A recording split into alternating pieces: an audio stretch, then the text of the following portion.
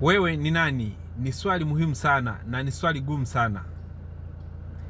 Mara nyingi sana swali kama hili ukiulizwa utakimbilia kujibu mimi naitwa John, naitwa Peter au naitwa Hamis. Lakini wewe ni nani maana yake ni swali linalohitaji kufahamu utambulisho wako. Wewe ni nani maana yake inahitaji kujua wewe ni nani, maana yake umebeba kusudi gani.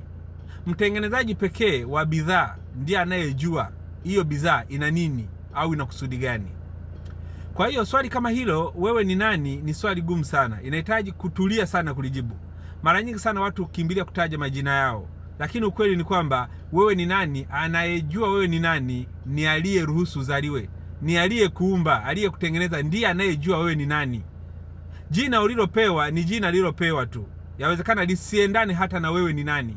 Kwa sababu mara nyingi sana jina linatakiwa kusadifu makusudi ya wewe kuwepo au makusudi ya wewe kuumbwa. Jina linabeba maana ya wewe kuzaliwa, maana ya wewe kuwepo. Jina ukiulizwa wewe ni nani, maana yake watu wanataka kujua wewe umebeba nini ndani yako, una kusudi gani katika maisha. Ndio swali la wewe ni nani.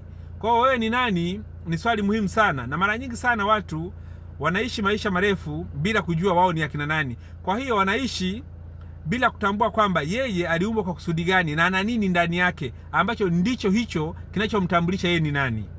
Mara nyingi sana tumekubali utambulisho wa nje. Watu wamekubandika jina, watu wamekupa vyeo na ukafikiri wewe ndivyo ulivyo hivyo. Lakini ukweli ndugu yangu nakwambia kwamba wewe ni wa pekee sana. Wewe ni kiumbe cha ajabu sana na umeumbwa kwa namna ya ajabu ya kutisha sana. Lakini kwa sababu hujajifahamu wewe ni nani na hujagundua wewe ni nani, ndiyo maana dunia hii inakutumia tofauti sana. Kwa hiyo ninakushauri uanze safari ya kutafuta utambulisho wako. Uanze safari ya kujua utambulisho wako, sababu utakapojua utambulisho wako, utakapojua wewe ni nani, utaanza kuishi maisha halisi. Hautaishi maisha haya. Kitu cha kutisha na cha kusikitisha duniani sio kifo, ni kuishi maisha bila kujua kwa nini uliumbwa. Asante sana.